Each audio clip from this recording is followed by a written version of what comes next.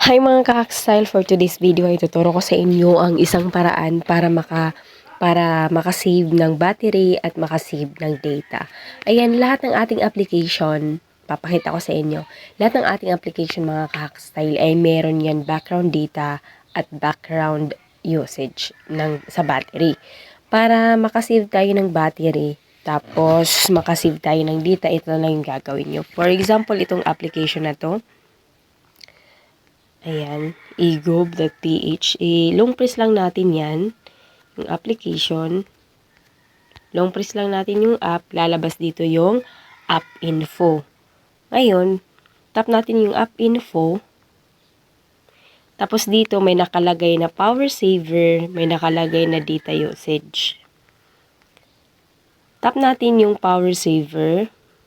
Tapos dapat, mga ka-hackstyle, ang inyong i-select ay don't run in background. Para kapag hindi ginagamit yung application ay hindi siya nagkukonsume ng battery. Sa lahat ng application po, yan po yung gawin ninyo. Tapos punta naman tayo dito sa data usage details. Tap natin yan.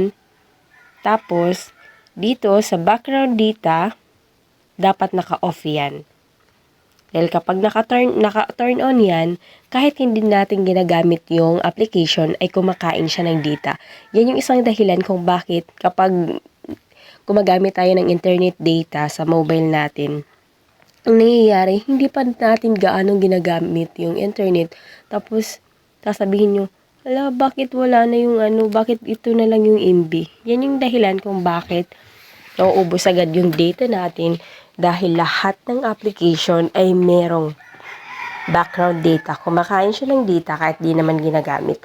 At madali din ma-lowbat yung cellphone natin kasi kumakain din siya ng battery. Kaya yun lang po yung gawin nyo sa lahat ng application. Thank you for watching. God bless!